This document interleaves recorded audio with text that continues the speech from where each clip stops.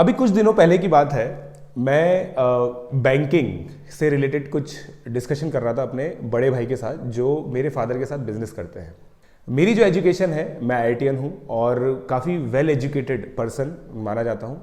मेरा ब्रदर एक बीकॉम है और उसने एक लोकल कॉलेज से बीकॉम किया है। मेरे father second year drop out है।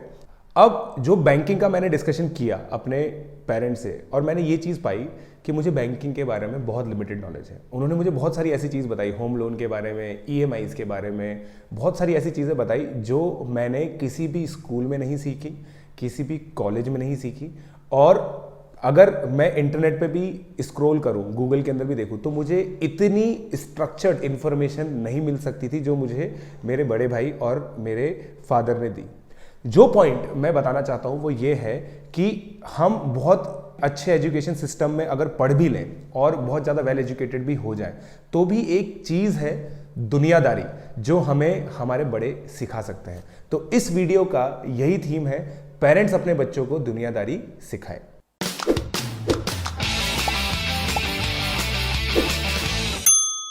हेलो पेरेंट्स, मेरा नाम है प्रशांत जैन और इस वीडियो में हम एक ऐसे टॉपिक के बारे में डिस्कशन करेंगे जिसके आप एक्सपर्ट हैं, वो है दुनियादारी।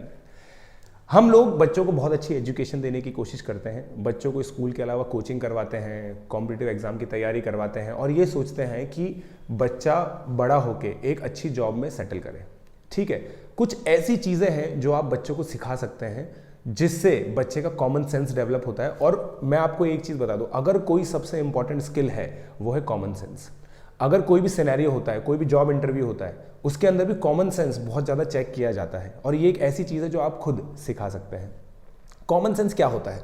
कॉमन सेंस एक ऐसी चीज़ है जो रोज़मर्रा की ज़िंदगी में जो आपकी सिचुएशंस आती हैं उसमें जो बेस्ट पॉसिबल आपका रिस्पॉन्स होता है, अगर वो आपके रिस्पॉन्स और जो बेस्ट पॉसिबल रिस्पॉन्स के बीच में डिस्टेंस बहुत कम है, डिफरेंस बहुत कम है, इसका मतलब ये है कि आपका कॉमन सेंस काफ़ी अच्छा है। तो पहली एक इंपॉर्टेंट स्किल कॉमन सेंस की अगर मैं बताऊं तो वो है थी नेगोशिएशन स्किल। नेगोशिएशन स्किल एक ऐसी चीज़ है जिसमें आप बहुत परिपक्व होते हैं। आपको शॉपकीपर के आव भाव से पता चल जाता है कि वो कोई भी प्रोडक्ट ज़्यादा बता रहा है। आपको प्रोडक्ट देख के ये पता चल जाता है कि इसकी रेट ये नहीं होनी चाहिए। आप बहुत सारे ऐसे स्टेटमेंट्स यूज़ करते हैं जो हाइपोथेटिकल भी होते हैं, जैसे कि इस मार्केट में ये फला प्रोडक्ट इतने रुपए का मिल रहा है, आप हमें सही लगाइए। ये एक ऐसी चीज़ है जो आप खुद एम्प्लॉय करते हैं और उससे आप ये पाते हैं कि जो रेट है, जिस रेट में शॉपकीपर देना चाहता था और जिस रेट में आपने खरीदा उसमें डिफरेंस होता है। ये एक मनी है जो आपने सेव की है अपने लिए और अपने बच्चों के लिए। और अगर वहीं पे आप अपने बच्चे को भेज दें कि 1 किलो टमाटर लेके आना, 1 किलो अंगूर लेके आना, तो ये चीज़ आप पाएंगे कि अगर 1 किलो अंगूर आप 80 रुपए में लेके आ रहे हैं तो आपके बच्चे 100 रुपए में लेके आएंगे। तो वो जो 20 रुपए हैं वो एक कॉस्ट है ऑफ नॉन एजुकेशन ऑफ दुनियादारी। आप लोग ये चीज़ नहीं सिखा पाए अपने बच्चों को कि दुनियादारी कैसे चलती है, नेगोशिएशन कैसे होता है। ये एक स्किल थी। दूसरी जो इंपॉर्टेंट चीज़ होती है वो होती है फाइनेंशियल लिटरेसी। फाइनेंशियल लिटरेसी मतलब कि सेविंग्स क्या होती है, बैंक्स क्या होते हैं और क्या क्या इंस्ट्रूमेंट्स होते हैं इन्वेस्टमेंट के। जैसे जब तक मैंने पैसे नहीं कमाना स्टार्ट किया था, मुझे नहीं पता था कि म्यूचुअल फंड्स क्या होते हैं, लैंड में इन्वेस्टमेंट क्या होता है, गोल्ड में इन्वेस्टमेंट कैसे होता है, पर्सनल लोन्स क्या होते हैं, पर्सनल लोन्स की इंटरेस्ट रेट क्या होती है, हाउस लोन क्या होता है, हाउस लोन की इंटरेस्ट रेट क्या होती है, कार लोन क्या होता है, कार लोन की इंटरेस्ट रेट क्या होती है, हाउस लोन की इंटरेस्ट रेट कम क्यों होती है, कार लोन की उससे ज़्यादा क्यों होती है और पर्सनल लोन की उससे भी ज़्यादा क्यों होती है। इस तरह की नॉलेज मुझे बिल्कुल भी नहीं थी। अब मैं ये नहीं कह रहा कि ये सारी की सारी नॉलेज आपको बच्चे को देनी चाहिए, मगर एक स्किल जो आपको बच्चे को सिखानी चाहिए फाइनेंशियल लिटरेसी के अंदर, वो ये है कि सेविंग्स की इंपॉर्टेंस क्या होती है। सेविंग्स एक बहुत इंपॉर्टेंट चीज़ है। इंडिया एक सेविंग्स कंट्री है। वेस्टर्न वर्ल्ड और इंडिया में एक बहुत बड़ा डिफरेंस है। जहां पे वेस्टर्न वर्ल्ड क्रेडिट कार्ड्स पे चलता है, पहले खर्च करके बाद में कमाने की सोचता है, वहां पे इंडिया में एक फंडामेंटल डिफरेंस है कि हम लोग पहले कमाते हैं फिर खर्च करने की कोशिश करते हैं। ये एक एंशिएंट ट्रेजर है जिसने हमारी इकोनॉमी को स्टेबल बनाया है। तो ये एक ऐसी स्किल है जो आपको देनी है। अभी मैं देखता हूं जो यूथ है, बच्चे हैं, वो बहुत ज़्यादा पैसे खर्च करने की सोचते हैं, उनको पैसे की वैल्यू इतने ज़्यादा पता नहीं होती है। तो सेविंग्स की जो इंपॉर्टेंस है वो आपको सिखानी है। कोई भी स्कूल सेविंग्स की इंपॉर्टेंस नहीं बताता।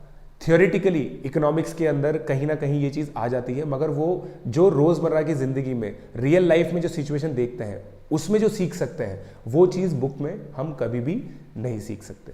जो नेक्स्ट स्किल है वो है क्लीनलीनेस। क्लीनलीनेस मतलब सफाई। स्वच्छ भारत अभियान एक नेशनल मूवमेंट बन चुका है, बहुत ज़्यादा अवेयरनेस ऑलरेडी आ चुकी है। हम लोग इसमें जो कंट्रीब्यूशन कर सकते हैं वो ये है कि बच्चों को हम लोग घर से ये चीज़ सिखाएं कि क्लीनलीनेस की इंपॉर्टेंस क्या है। हम लोग बच्चों को ये सिखाएं कि कहीं भी जो कचरा है वो नहीं डालना चाहिए, कचरे की कुछ डेजिग्नेटेड प्लेसेस होती हैं वहीं पे हम लोग कचरा डालें, और हम लोग अपने अंदर भी इस चीज़ को लेके आए। अपने अंदर कैसे लेके आए? अगर हम लोग कचरा प्रॉपर डस्टबिन में डालते हैं तो बच्चा भी हमें सीखता है। बच्चा अगर गलत जगह डाल रहा है तो हम बच्चे को थोड़ा सा डांटें और उसको कहें कि भाई जो डस्टबिन जो है वहीं पर ही हम लोग डालें। अब ये चीज़ भी एजुकेशन के अंदर इन्वॉल्व तो हो रही है, मगर बच्चा सबसे ज़्यादा टाइम स्पेंड अपने घर वालों के साथ करता है, और अगर घर वाले भी इस चीज़ को घर पे सिखाएंगे तो बच्चे के अंदर ये आना, ये इनकलकेट करना बहुत इजी हो जाता है। और आप सोचिए, अगर अभी हर एक बच्चा, इस जनरेशन का हर एक बच्चा क्लीनलीनेस के लिए सीरियस हो गया तो इसका बेनिफिट हमें अगली जनरेशन में मिलेगा। अगली जनरेशन में कैसे मिलेगा? हर एक सिटीजन क्लीनलीनेस का ध्यान रखेगा, और अगर हर एक सिटीजन ने क्लीनलीनेस का ध्यान रख लिया तो इंडिया ऑटोमेटिकली एक क्लीन कंट्री बन जाएगा। नेक्स्ट जो एक दुनियादारी की बात है वो है ड्राइविंग स्किल्स या फिर ट्रैफिक रूल ओबे करना। बहुत सारी चीज़ें हैं, स्कूल्स भी बहुत ज़्यादा विजिट्स करवाते हैं जिसमें वो ड्राइविंग साइंस के बारे में बताते हैं, ट्रैफिक सिग्नल्स के बारे में बताते हैं, रोड पे कौन सी चीज़ क्या होती है उसके बारे में बताते हैं। बहुत सारे लोगों को बहुत सारी चीज़ें नहीं पता होती। जैसे आप लोगों को मैं ये बता दूं, जैसे हाईवे होता है, हाईवे पे अगर येलो स्ट्रिप बनी हुई है, सिंगल स्ट्रिप बनी हुई है, तो उसका मतलब ये होता है कि अगर आप ओवरटेक करेंगे तो वो डेंजरस है।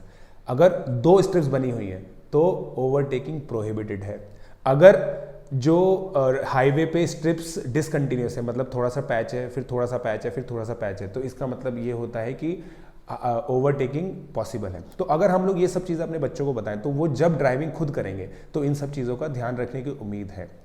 उसके अलावा जो सिटी के अंदर स्पीड की लिमिट्स होती हैं, या फिर कहाँ पे पेडेस्ट्रियंस को जगह देनी है, क्या रूल्स एंड रेगुलेशंस हैं। जैसे एक बहुत इंपॉर्टेंट लॉ है कि जब भी एक्सीडेंट होता है तो जिसके पास बड़ी गाड़ी होती है उसी को कल्प्रेट माना जाता है। तो इस तरह की चीज़ें जब हम बच्चों को बताते हैं, सिखाते हैं, तो बच्चे भी इसको अपनी ड्राइविंग में लेके आते हैं।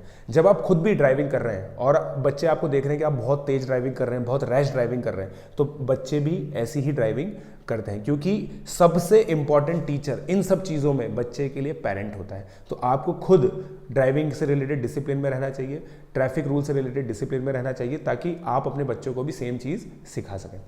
नेक्स्ट जो स्किल है वो है बेनेवलेंस। बेनेवलेंस एक बहुत इंपॉर्टेंट चीज़ है।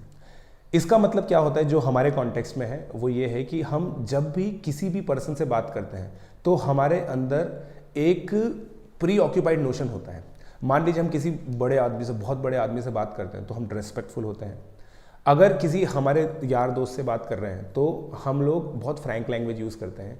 किसी सब्जी वाले से बात कर रहे हैं, किसी दूध वाले से बात कर रहे हैं, तो कभी कभी ऐसा होता है कि हम बहुत डिस्गस्टिंग तरीके से उनसे बात करते हैं। या फिर कोई ऐसा पर्सन है जो हमें पानी पिलाता है, हमारी सफाई करता है, उसको हम बहुत तू तकारे से बात करते हैं और बहुत डिसरेस्पेक्टफुली बात करते हैं। अगर ऐसा आप करते हैं तो मेरा ये मानना है कि ये गलत है।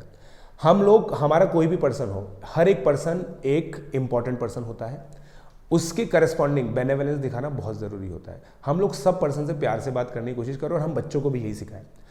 कभी कभी ऐसा होता है, जैसे मैंने देखा है कि छोटा बच्चा होता है, उनके यहाँ पे सर्वेंट है, सर्वेंट की एज बच्चे से बहुत ज़्यादा है, फिर भी वो उसको तू तकारा करके बुलाते हैं। जैसे मान लीजिए अगर उसका नाम श्याम है तो बच्चे को बोलना चाहिए कि श्याम भैया आप मेरे लिए पानी ले आइए, जबकि बच्चा बोलता है श्याम पानी ले आ मेरे लिए। ये एक बहुत गलत चीज़ है, ये एक बहुत गलत एजुकेशन हम लोग बच्चे को दे रहे हैं, क्योंकि हर एक पर्सन रेस्पेक्ट एक्सपेक्ट करता है।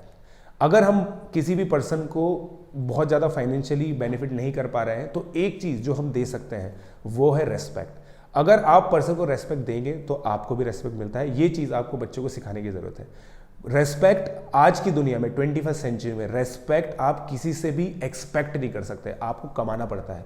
और रेस्पेक्ट कमाने का सबसे अच्छा तरीका है रेस्पेक्ट देना। अगर आप रेस्पेक्ट देंगे तो आपको रेस्पेक्ट मिलेगा। तो ये कुछ स्किल्स थी, नेगोशिएशन स्किल्स जैसा मैंने बताया, फाइनेंशियल लिटरेसी मैंने आपको बताया, ड्राइविंग मैंने आपको बताया, बेनेवलेंस मैंने आपको बताया, क्लीनलीनेस मैंने आपको बताया। ये कुछ स्किल्स हैं जो स्कूल के अंदर बहुत ज़्यादा नहीं सीख सकता बच्चा, इसको आपको सिखानी होगी। तो जैसा मैंने आपको बताया, वीडियो का जो टैगलाइन है पेरेंट्स अपने बच्चों को दुनियादारी सिखाएं। धन्यवाद।